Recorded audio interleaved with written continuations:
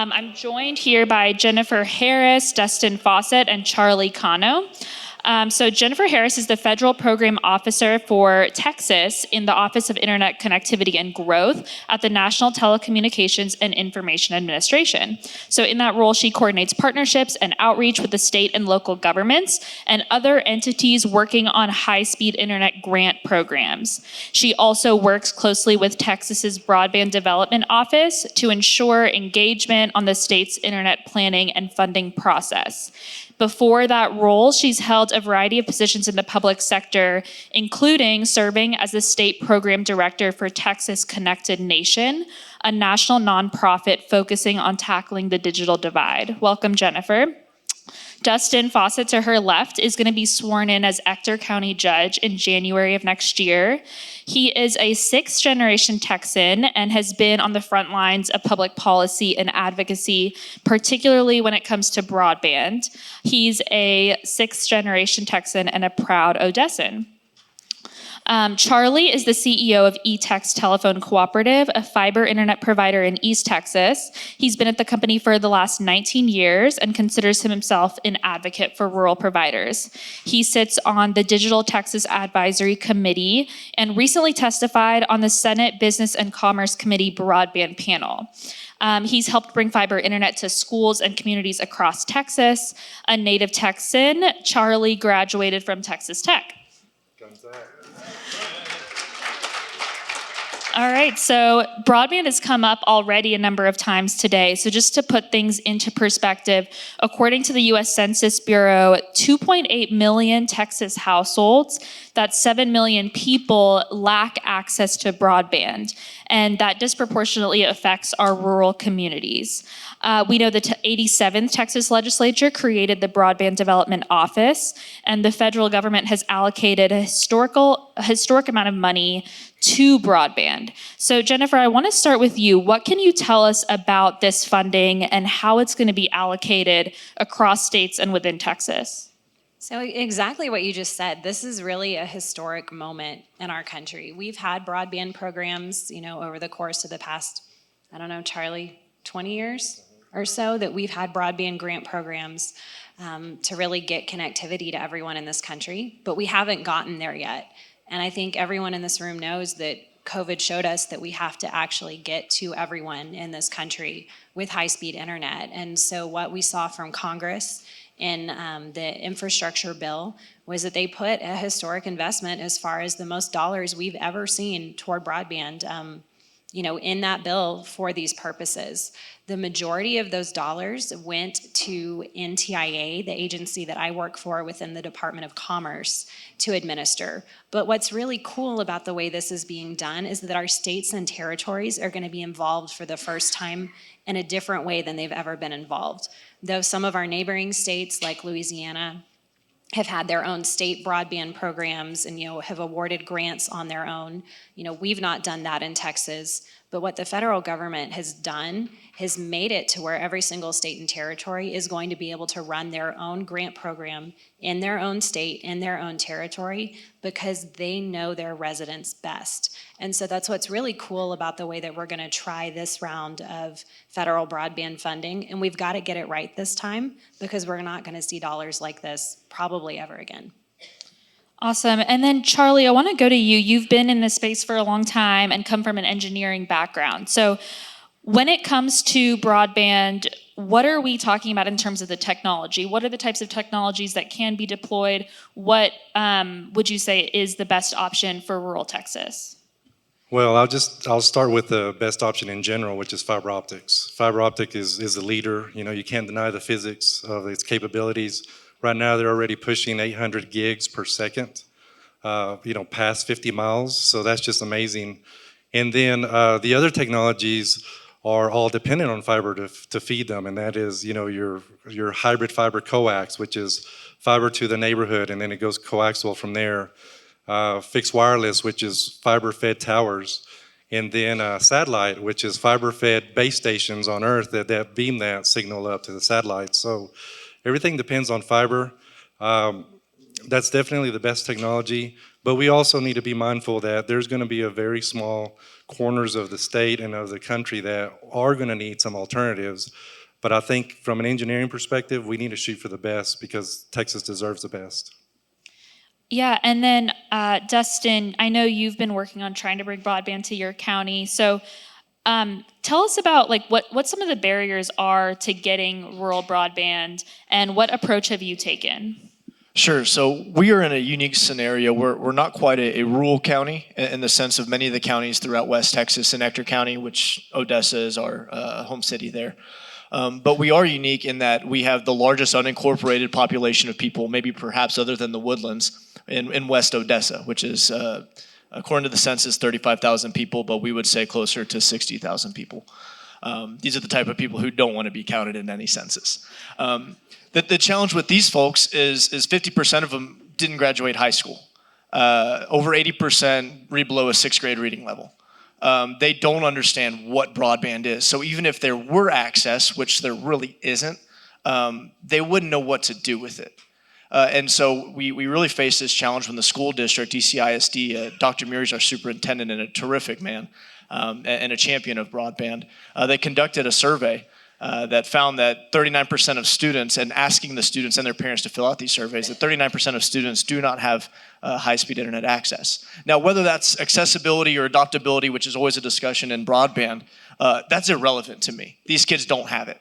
So when you're asking them to conduct online homework and all of these things, and then, well, if you don't have that, drive to your nearest school. What if the parents can't drive them because they're out in the oil patch working 80 hours a week just to put a little bit of food on the table? The kids are at home with 3 or 4 other brothers and sisters. So those are the realities on the ground, and those are the troubles that we see. Another trouble is in the rural Texas and in the Permian Basin is, we're not close to our neighbors. Monahans to our west is 35 miles away. So having a regional approach is kind of challenging because in between, our furthest western point of civilization in West Odessa and Monahans, there's nothing but, the oil patch. It's nothing but oil wells out there. So really creating fiber, like you said, it isn't monetarily feasible in these census blocks. It shows, hey, we could service out here, but there's no one out there and never will be in many of these places. But looking at the maps earlier, and I'm sure we'll get into it, according to the maps that dropped today, we're fully serviced in all of my citizens in the area. But I know that the reality on the ground is not that. I have had many of these discussions, been working on this issue in depth for 2.5 years. It began with Connected Nation, several different surveys and work, and we've come up with several different plans. But it's one that it's always changing. We never know what the rules are going to be. We get these maps, but these maps are the federal maps. They're not the state maps. What are we going to do with the state maps? How is that going to affect us in Ector County? What we know is we have citizens who need broadband.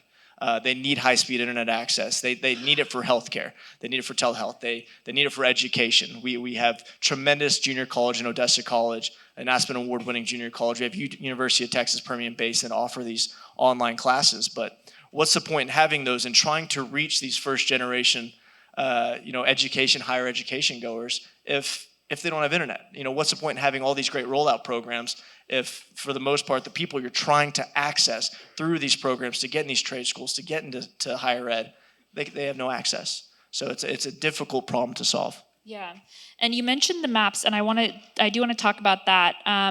But Jennifer, I think we had some audience members submit questions beforehand, and the question we got over and over is people just wanting to understand, when are they going to get broadband? We had these laws passed. We had the Broadband Development Office created, billions of dollars being appropriated for broadband. But when can, someone out in rural East Texas, rural West Texas, what can they expect?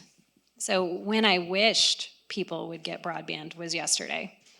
It would be even better if they could get it today or tomorrow. Unfortunately, it's not going to be any of those three. We do have some programs that are already, being administered right now, whether it's dollars from the FCC, dollars from the USDA, that are already out there. And so we do have providers that are using those federal dollars, but also using their own dollars to invest and reinvest in either building new infrastructure or upgrading their infrastructure. When it comes to the bulk of the dollars that came from the infrastructure bill, it's going to be a little bit of time. Likely, it won't be until 2024 until the state's grant program with those federal dollars from the BEAD program open up.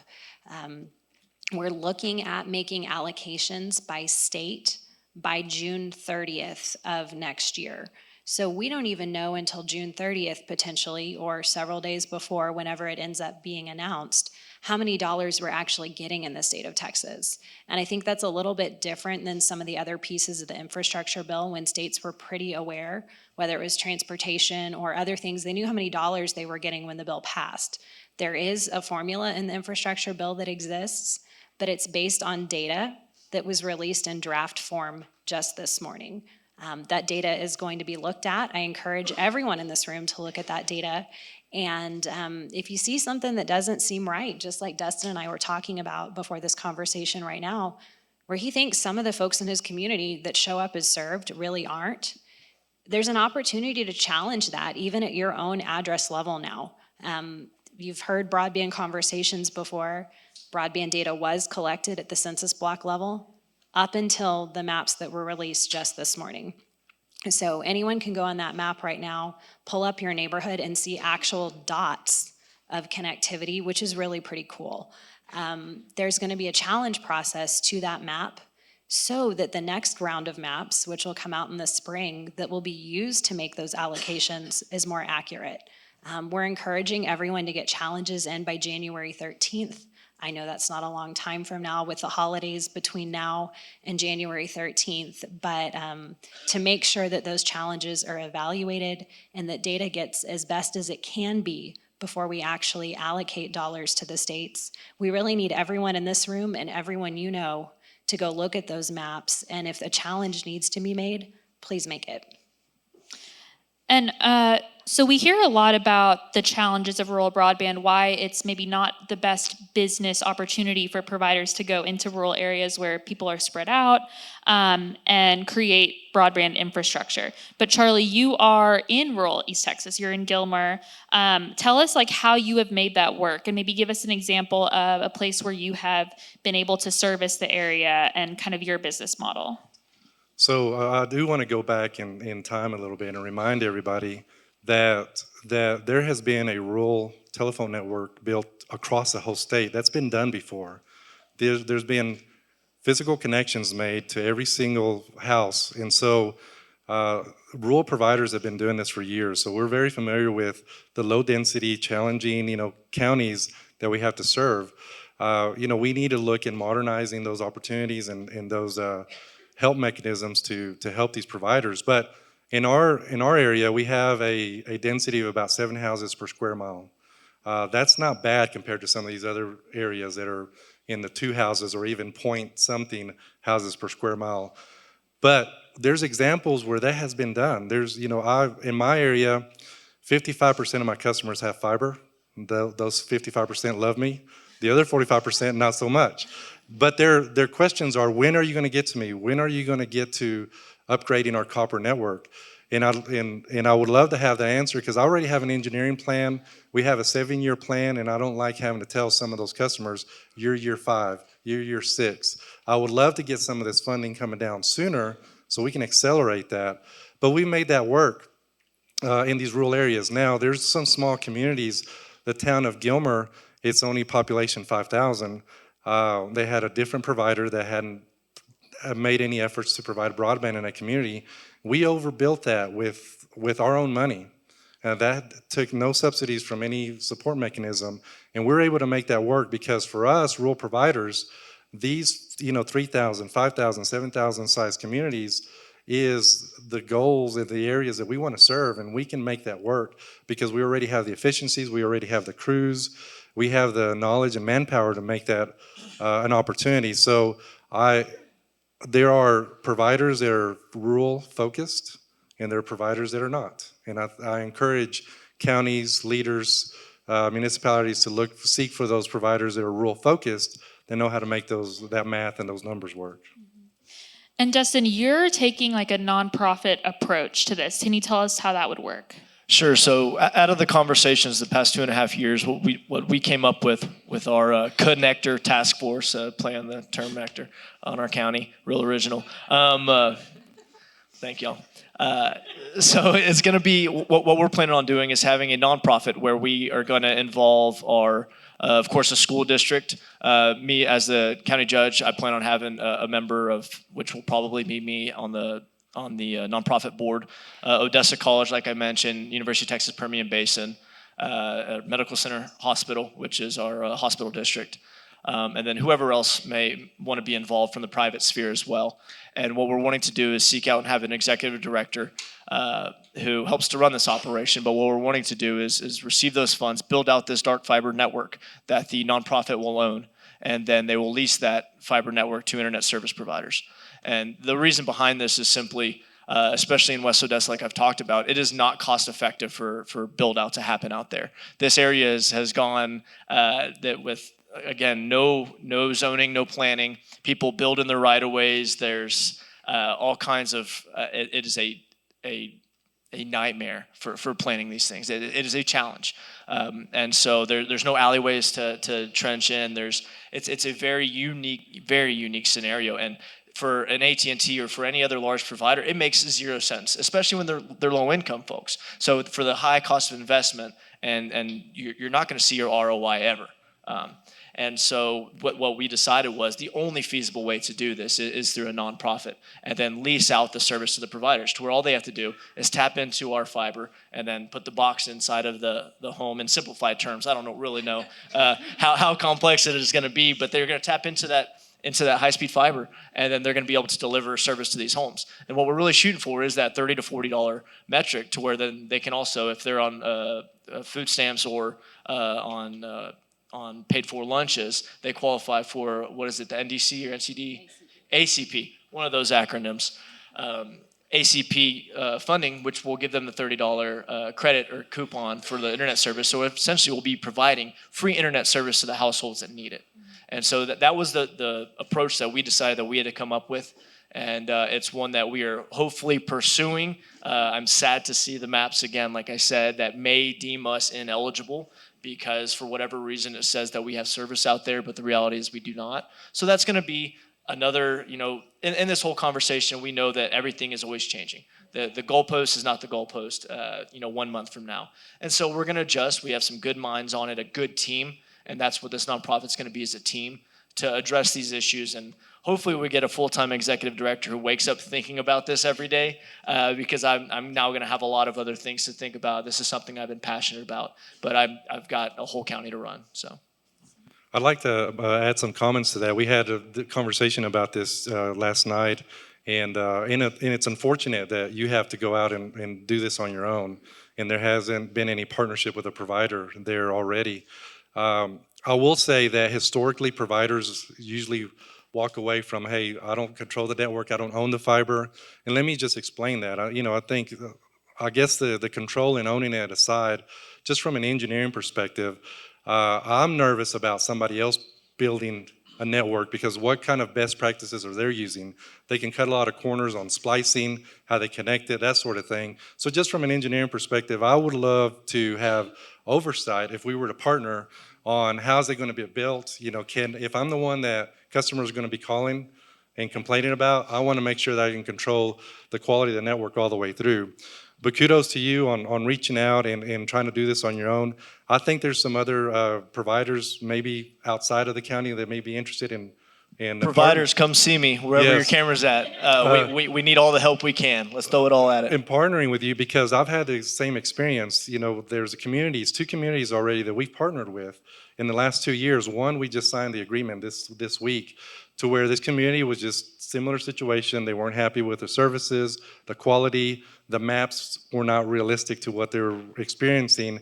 They reached out to us and they're putting in some of their own economic development money to help us get to the community where we can build 70% of that community commercial and residential.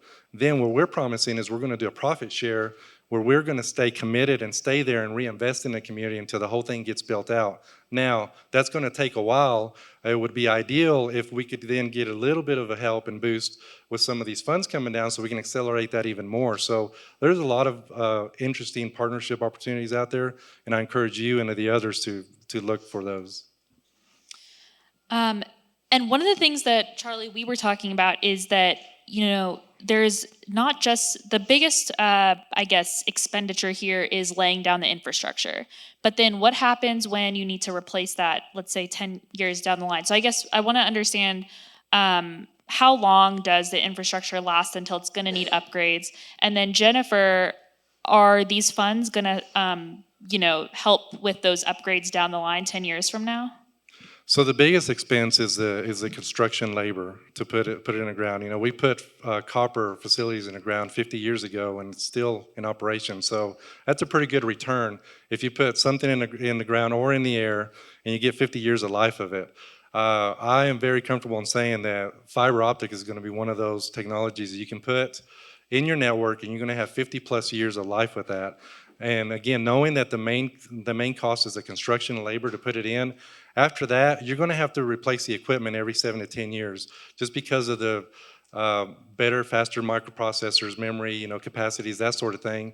But that's a fraction of the cost. So every 7 to 10 years, there has to be either enough revenues coming in or some kind of ongoing operational support mechanism to be able to have those upgrades. Because let's face it, we're not going to stop consuming smart electronics, and the more that you're going to get to the house, the more you're going to use. Right now, you may have an average of 20 smart devices in your house. I'm going to predict in 5 years, you're going to have 70 or 80 smart devices in your house that are connected to the network. And that's going to be all your toasters and everything that you buy in between are all going to be Wi-Fi enabled. And so will your network, handle that, your home network and the long haul network? So these other technologies, fixed wireless, satellite, they're going to be great solutions for the short term, but will they have a 5-year or 7-year shelf life where you have to forklift the whole thing and start all over again? The jury's still out on that. And again, even though there's going to be some areas that we have to cover with that, I would put my money on fiber optics for the long investment, because the operational, I'll add one more comment. Just to kind of put things into perspective, one of my friends here, a fellow provider in West Texas, 99% of his customers are on fiber. 1% are on fixed wireless, but that 1% is 10% of his trouble tickets. So that's just that. It's good to spend money, maybe save money up front. But are you really saving money in the long haul? And you're not, because of the support that we have to provide. And we're not going to turn our backs on our customers. When they call us, we're going to troubleshoot it. So as Charlie said, the biggest cost is that upfront construction cost, and that is the intent of the BEAD program. If done properly, all the dollars for the BEAD program should be used, I believe within 4 years of the state receiving those funds and beginning to administer those grants. So those dollars shouldn't be there anymore for any kind of sustaining purpose. But I think the intent of Congress, not that I could ever guess exactly what the intent of Congress is, was to give that kickstart to providers on that most expensive portion, so that if that part was taken care of, they would be able to run a sustainable business and would be able to keep up with those other costs themselves. Okay. Dustin, you mentioned that in some cases in your community, you're seeing there's lack of access, but then there's the lack of knowledge of knowing that you have access or knowing how to use that. I think, Jennifer, you mentioned before that's a piece of this as well, is the education piece and equity. Can you talk about that? Yes, so something that was really exciting to see, as the infrastructure bill was moving through Congress, there was a separate bill called the Digital Equity Act that was moving through Congress at the same time. What was really exciting was that the Digital Equity Act got rolled into the infrastructure bill and funded through the infrastructure bill. What the first piece of that program is going to do is allow every single state and territory to create a digital equity plan for that individual, state or territory. So for the first time ever, we're all going to have individual state digital equity plans or territorial digital equity plans in this country. A lot of states have had state broadband plans. Obviously, that's a lot of what we focused on in the last legislative session here, was catching up with all the other states to make sure that we had a state broadband plan. Most states don't have a digital equity plan. I would have to check to see if any states currently have an actual specific digital equity plan. But Congress saw that component as being really important, that we think about affordability, that we think about digital skills, that we think about safety online, that we think about all of those things that go along with using the infrastructure, that the infrastructure portion, of the broadband programs, the broadband funding is going to cover. So that digital equity program is going to start with the state of Texas has applied and will receive dollars to create that digital equity plan. What's important for everyone in this room to know is that once that digital equity plan is accepted by the NTIA, dollars come to actually fulfill that plan. So if there's something you think you might want to do in your community in relation to skills training, an affordability program, and digital navigators, any of the things that we hear about all the time that you're like, I would love to do this in my community, but we don't have money for that. Think about making sure that you're in conversation with the Broadband Development Office. Encourage them to put something like that into the state digital equity plan. And if it's in the plan, we're going to get money from the federal government to actually do it. It's one of those really, really great opportunities that we don't normally get to actually help choose how this money is going to get spent. Those opportunities don't ever come up with federal dollars particularly. So make sure that over the course of next year, when the broadband office is working on that digital equity planning, that you're taking part in conversations, that you're thinking about people who don't normally take part in those conversations and reaching out to them and trying to bring them to the table so that their voices are also included, so that our digital equity plan really is a digital equity plan and not something that just a handful of folks put together. One of the reasons why broadband is so important, we know, is telehealth and economic development. I hear a lot from folks in East Texas that they have a hard time attracting new businesses, hospitals, and places where there are no hospitals because broadband is spotty at best. Dustin, I know you're passionate about this. Can you talk about the possible impacts in your community of bringing broadband? Absolutely. So this is something that, as you said, is something near and dear to my heart and is a big deal in Ector County right now. We have three major projects going on. One is Nacero. It's a natural gas to gasoline conversion plant, the first of its kind in the Western Hemisphere. And what they're going to be doing is actually adding a molecule to natural gas to create it into gasoline. It's an $8 billion project. And that's going to be being built out west of West Odessa, out in the area that right now is currently just ranch land and the oil and gas fields.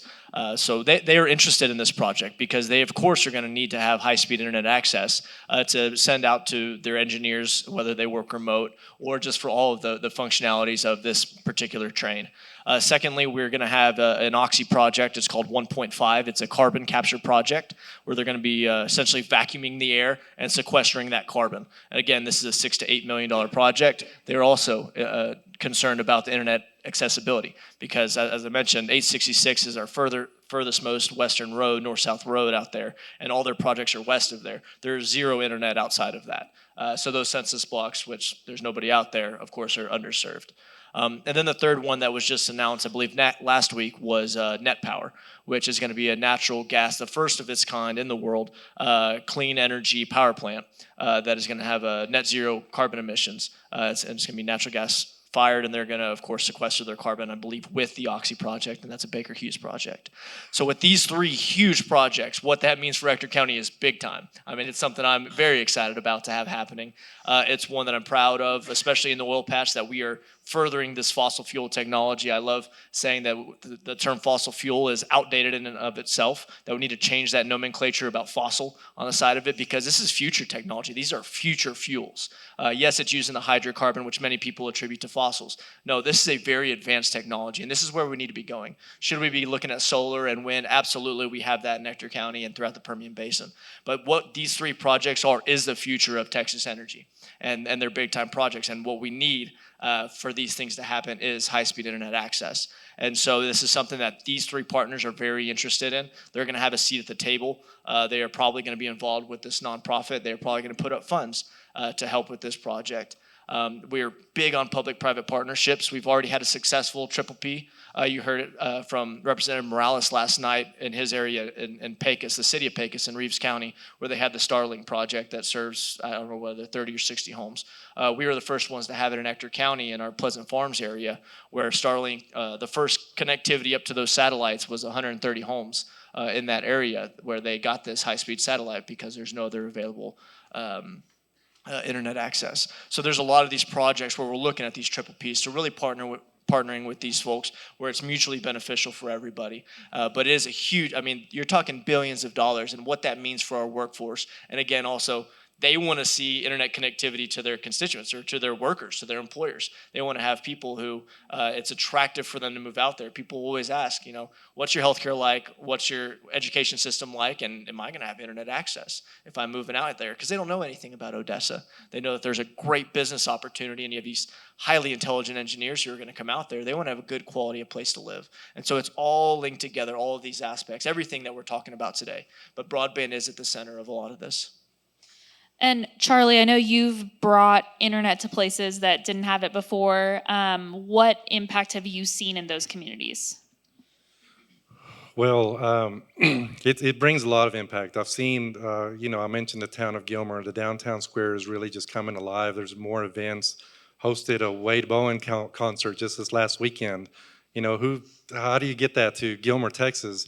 But there's just more activities. There's more action around the community. There's new developments that are coming up. They reached out to us first to come in and build fiber before all the other utilities were out there. So I can see there's a growth. Obviously, I'm very connected with the economic growth of that community. A lot of those leaders, realtors come to us and say, hey, show us a map. Show us where you have fiber and where you don't, because that's definitely a big consideration on people moving into our county.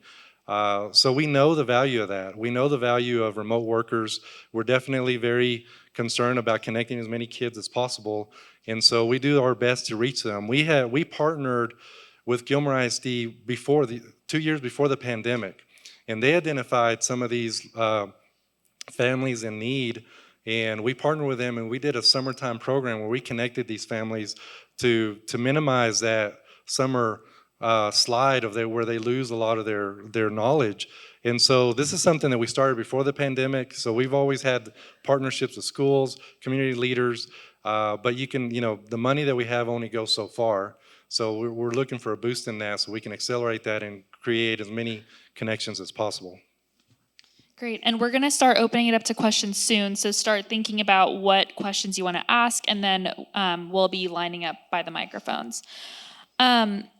What, Jennifer, do you think that, what is it that the public really needs to know? Like, if you could just get us engaged in this topic, like, there's the engineering, which I think goes over a lot of our heads. We're not gonna understand the nitty-gritty of that, but what do you want everyone to know here? So that's a great question, and one that every day I get better at answering. Some of that's had to do with this just takes a while. Infrastructure takes a while. And so it's been hard and frustrating for me that I've not been able to answer that question when people say, what can I do today? What I've been directing people to do is let your neighbors, let your family members, let other folks know about the Affordable Connectivity Program that's administered by the FCC. It's very, very undersubscribed. There are millions of folks probably in this state and even more millions throughout the country that could be getting $30 a month toward broadband, which might quite possibly cover their entire bill, and they're not signing up for the program. So that's something that we could all do today is share that with folks, share it with our community organizations, make sure that our schools are aware, churches are aware, any of our community anchor institutions that might not know about the program, make sure that they do. We're hearing really the number one reason people aren't signing up for ACP is because they don't know about it. they don't know it exists. So make sure that we share that. The second thing, as of this morning, is to go look at the FCC maps and pull up your own house and see if it's accurate. See if the list of broadband providers there is correct, if the speeds that they say they're providing are actually what you're able to purchase at your home. And if not, click on the link that says challenge and let the FCC know. To be clear, there will be a second map that the state of Texas is producing that was authorized in House Bill 5. That's going to be the map that grant funding is based on. But right now, as of today, we've got a map to go look at, and we would love for our national broadband map to be as accurate as possible. And then the third thing is really the kind of more passive in the future thing that we're going to be working on over the coming months and years. But when the broadband office starts reaching out and saying, we're working on our 5-year plan on how we're going to connect every single resident in Texas, when the broadband office reaches out and says, we're working on our state digital equity plan, actually participate. We really do have an opportunity to make both of those plans into something that represents us all, but the only way we can do that is if we're all actually participating. I do just want to echo, we want to encourage as many people to sign up for the ACP as possible. And we're doing the best that we can in communicating that to our customers. But we really are encouraged by that. That's a good thing for us because, let's get real. As a provider, we want you to pay your bill, right? And so if that's the assistance that you need, because we're making some major investments, and if we don't get, the revenues, the forecasted revenues that we need in order to make future investments, it's going to slow down that progress. So what are the requirements for the ACP? What do people need to, you said you can go online and sign up. Who qualifies for this program? See, that's a tough question for me. I wish we had someone from the FCC here who probably has all of those data points memorized. But it's some of the programs that we all recognize. If you're on the school lunch program, I believe it's 200% of the poverty level. A handful of other programs that we already have that you could qualify for that are federal assistance programs. And there's also an income limit, a household income limit, that if you're under that threshold. But today, at this very moment in time, I do not remember what that is. That's okay. I'm going to ask one last question, and then I see some folks already lined up. So you mentioned $30 a month and that could cover your whole bill. One thing, just basic supply and demand, if you only have one provider, is the price going to be really high and still exorbitant for rural communities if they only have one option for their internet? I don't know. Any of you can jump in here. So that's what we're aiming to change. Is there is a service provider in some of our rural areas but the connectivity is at $150 a month for very low quality service, and that's a fixed wireless option, which it's going to fluctuate, and then there is some throttling that happens, and we've done some speed tests, and I've investigated it, and it's a challenge, and so that's why the maps may say that no, we're covered, but it's like, is that really covered? And are we ever going to actually service the people? And if the intent of all of this, all of these conversations, the BDO getting all this money and the federal government sending down this money, is to actually connect households and to connect, especially these folks on the lower side of the digital equity line, then we got to solve these issues and we got to get to those price points. And what we have seen is there's a community, I believe in Utah, it's called Utopia, who did a similar project to what we're doing, and ironically, Utopia, of course. And they did a similar project to ours, and what they saw is, of course, they had some local constraints from their local providers, which is what we're currently seeing. But then I believe it was 3 years afterwards, now they have close to a dozen providers who have tapped in, because they don't have to make that capital expenditure up front. All they have to do is compete with the others on just that top line of putting the box in, tapping in, and offering the different services, the customer service. Hey, we come out within 30 minutes, if you want to compete that way or whatever it is, it opens up that market. And I think that's a valuable way of going about things. I see broadband and fiber as infrastructure. I've worked on roads for several years in economic development. Broadband is infrastructure. It is a utility. It is as essential as electricity, as water, as roads, as everything else. It is a part of our social fabric, and it's something that we need to change the way we think about it. It is not just a luxury, and these people need it for modern society. And so to get it to that price point is something that I think we're going to be able to do in our plan. Should it all come to fruition, we're crossing our fingers. But I think that's the target goal, is to lower that cost and have competitive bids around that area. Great. And then Charlie?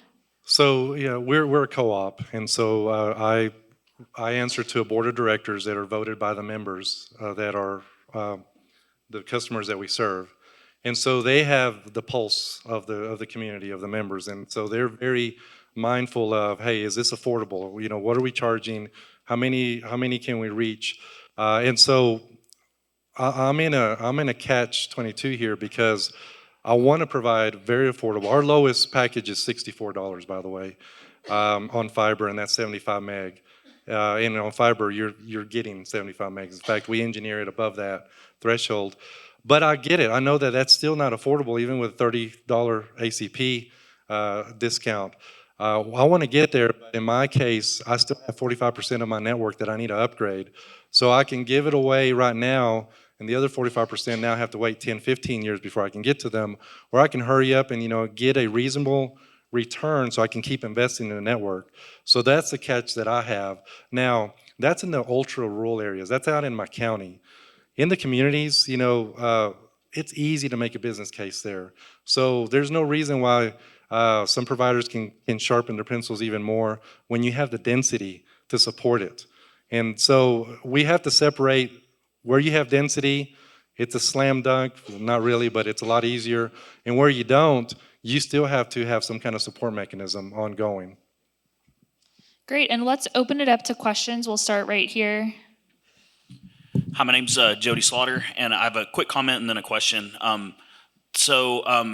My wife and I, we opened a small business here, kind of a high-tech education center for kids here in Lubbock, and we got, a month before opening, brand new strip mall, and found out that this building's only serviced by DSL, like speed internet. We're trying to run like a high-tech like coding center.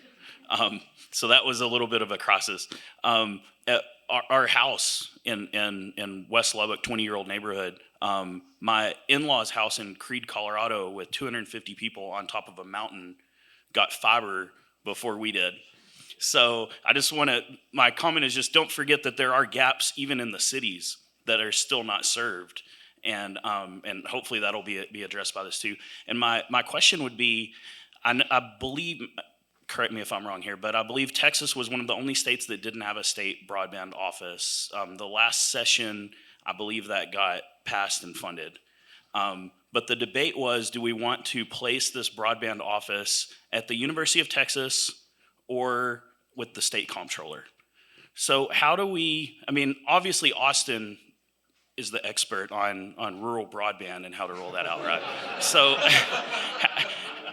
how do we out here, this is probably a question you could ask any panel today, but how do we get the state leadership to understand that like we can make these decisions better than somebody in Austin?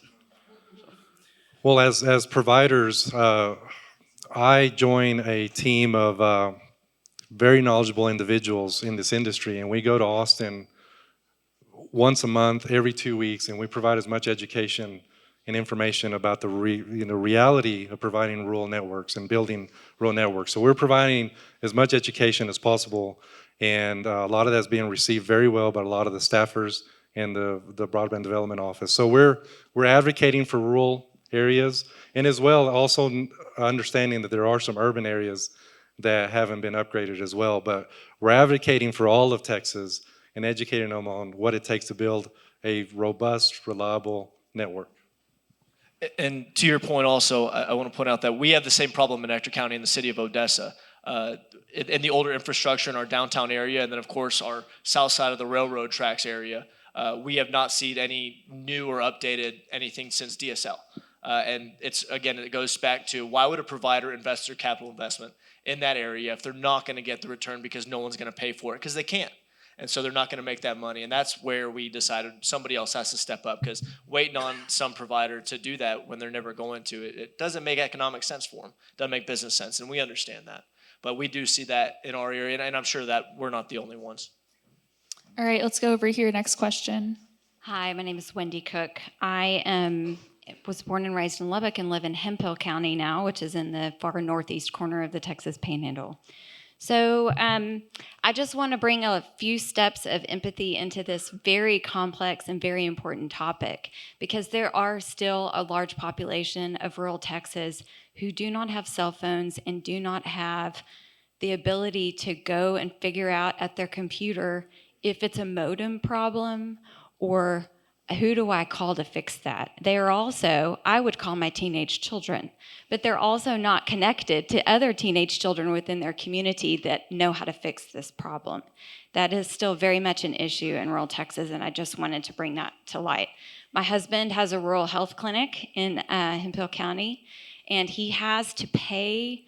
Part of his payment is to have a person through all of these telehealth visits to sit there and to walk sometimes the older generation of people through how they actually connect to these things. So while we're all having the advantage of understanding and checking our phones, I just want to make a point of empathy here for everyone to say that this problem is complex. Broadband is the future, but we're leaving behind a generation of people who cannot, for various reasons, participate. The other thing that I wanted to say is some years ago, my community put together a broadband plan for our county, but Texas wouldn't do it for us. So we had to go to Oklahoma to solve our own problem.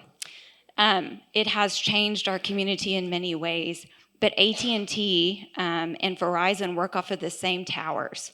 We have had 4 days this school year where our entire internet system is out for our school system, our entire county. There is no way to call for an emergency. There is no way for kids on all of the wonderful technology, the remote learning that we have. There's no way, it's basically a wasted school day because so much of our daily lives are technologically connected, right? So when that service goes down, we're at the mercy of whenever the techs come back. There's no penalty that's associated with those line cuts in that infrastructure that's cutting off access to all of these rural communities. So my question is, A, have you seen any plans or have you put together any plans for service technicians to come and take care of those kinds of things? And secondly, have you seen any money that's attached to amping up penalties for when construction companies come through and cut lines that disconnect communities? So in our example, great questions and good comments. In our example, we created a department. So just like Best Buy has Geek Squad, we created what we call Techspert, and these individuals focus on the demographics that are just not understanding on technology and how to they bought a new device and they just need it connected. And so we provide that service in our rural counties where we don't have access to the urban type of electronic stores that do that. So we're trying to focus on that, and my board is already asking, hey, how can we do more, and how can we make that even more affordable to give it away to some of those demographics? And so that's something that we are focusing on and trying to move towards.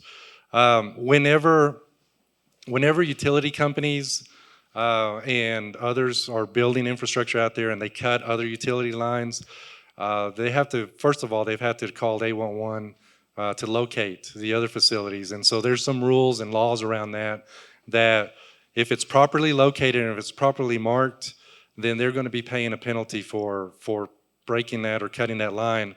If it wasn't properly located or properly marked, whether you use a contract locator or it's in-house skills, then they don't have to pay for that. And so that's something that does need to be improved, and there should be some more penalties for, because every construction, every entity is different. Some are going to be very careful and mindful, and they don't want to make a mess, and they're going to work because they're invested in the community.